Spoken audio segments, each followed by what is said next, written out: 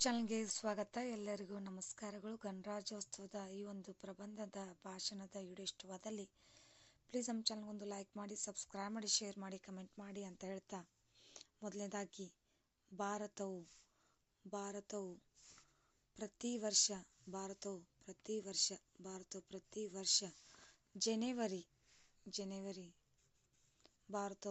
ವರ್ಷ ಜನವರಿ 26ರಂದು ಗಣರಾಜ್ಯೋತ್ಸವವನ್ನು ಆಚರಿಸಲಾಗುತ್ತದೆ. 1950 ಜನವರಿ 26 ಈ ದಿನವನ್ನು ಗಣರಾಜ್ಯೋತ್ಸವ ದಿನ ಎಂದು ಆಚರಣೆ ಮಾಡುತ್ತೇವೆ. ಭಾರತದಲ್ಲಿ ರಾಷ್ಟ್ರೀಯ ಹಬ್ಬಗಳಲ್ಲಿ ಗಣರಾಜ್ಯೋತ್ಸವ ಒಂದಾಗಿದೆ. ದೇಶದ ಆಡಳಿತಕ್ಕಾಗಿ ಸಂವಿಧಾನ ರಚಿಸಿ ಅದರಂತೆ ಆಡಳಿತ ಪ್ರಾರಂಭಿಸಲಾಯಿತು. ಭಾರತವು ತನ್ನ ಗಣರಾಜ್ಯೋತ್ಸವವನ್ನು ಅಂದು ದೇಶದ ಪ್ರಗತಿ ಬಗ್ಗೆ ಮೆಲುಕು ಹಾಕುವ ದಿನ.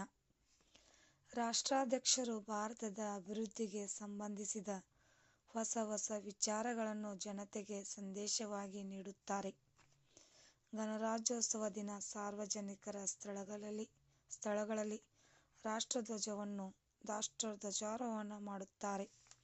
ಈ ದಿನದಂದು ದೇಶಾದ್ಯಂತ ಅನೇಕ ಕಾರ್ಯಕ್ರಮಗಳನ್ನು ಆಯೋಜಿಸಲಾಗುತ್ತದೆ ಮತ್ತು ವಿಶೇಷವಾಗಿ ಶಾಲೆಗಳು ಮತ್ತು ಸರ್ಕಾರಿ ಕಚೇರಿಗಳಲ್ಲಿ ಇದನ್ನು ಬಹಳ ವಿಜೃಂಭಣೆಯಿಂದ ಆಚರಿಸಲಾಗುತ್ತದೆ ಮತ್ತು ಸಿಹಿ ತಿನಿಸುಗಳನ್ನು ಹಂಚಲಾಗುತ್ತದೆ. ಗಣರಾಜ್ಯೋತ್ಸವದ ಸಂದರ್ಭದಲ್ಲಿ ರಾಷ್ಟ್ರಾಧ್ಯಕ್ಷರು ರಾಷ್ಟ್ರಧ್ವಜವನ್ನು ಹಾರಿಸುತ್ತಾರೆ. ನಂತರ ರಾಷ್ಟ್ರಗೀತೆಯನ್ನು ಹಾಡಲಾಗುತ್ತದೆ. ಗಣರಾಜ್ಯೋತ್ಸವ ಪರೇಡ್ ವೀಕ್ಷಿಸಲು ದೇಶಾದ್ಯಂತ ಜನರು ರಾಜಧಾನಿಗೆ ಭೇಟಿ ನೀಡುತ್ತಾರೆ. 1947 ಆಗಸ್ಟ್ 29ರಂದು ಡಾ. ಅಂಬೇಡ್ಕರ್ ಅವರ ನೇತೃತ್ವದಲ್ಲಿ ಕರಡು ಸಮಿತಿಯನ್ನು ನೇಮಿಸಲಾಗಿತ್ತು. ಈ ದಿನ ರಾಷ್ಟ್ರೀಯ ರಜಾದಿನ. ಇಂದು ಶಾಲಾ ಕಾಲೇಜುಗಳು, ಸರ್ಕಾರಿ ಕಚೇರಿಗಳಲ್ಲಿ ಧ್ವಜಾರೋಹಣ ಮಾಡಲಾಗುತ್ತದೆ. ಈ ದಿನ ದೇಶಕ್ಕಾಗಿ ವೀರ ಯೋಧರಿಗೆ ಗೌರವ ಸಲ್ಲಿಸುವ ದಿನ. ಪ್ರಾಣತ್ಯಾಗ ಮಾಡಿದ ವೀರ ಯೋಧರಿಗೆ ಗೌರವ ಸಲ್ಲಿಸುವ ದಿನ. ಹೋರಾಟಗಾರರು ಮತ್ತು ಅವರ ತ್ಯಾಗಕ್ಕೆ ಸಾಕ್ಷಿಯಾಗಿದೆ. ಡಾ. ಬಿ. ಆರ್. ಅಂಬೇಡ್ಕರ್ ಅವರ ಸಂವಿಧಾನದ ಪಿತಾಮಹರಾಗಿದ್ದಾರೆ.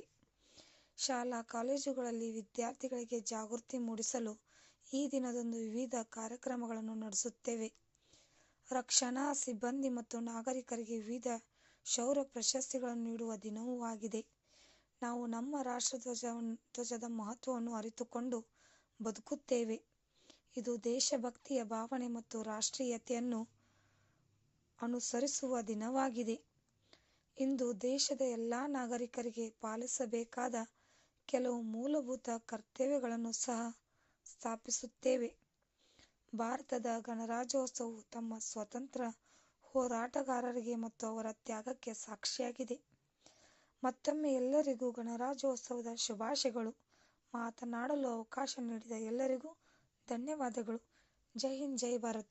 ನಿಮಗೂ ಕೂಡ ಇವತ್ತಿನ ಈ ಒಂದು ಗಣರಾಜ್ಯೋತ್ಸವದ ಭಾಷಣದ ಪ್ರಬಂಧದ ವಿಡಿಯೋ ಇಷ್ಟವಾದಲ್ಲಿ ಪ್ಲೀಸ್ ನಮ್ಮ ಚಾನಲ್ಗೆ ಒಂದು ಲೈಕ್ ಮಾಡಿ, ಸಬ್ಸ್ಕ್ರೈಬ್ ಮಾಡಿ, ಶೇರ್ ಮಾಡಿ, ಕಮೆಂಟ್ ಮಾಡಿ. Thank you. ಧನ್ಯವಾದಗಳು.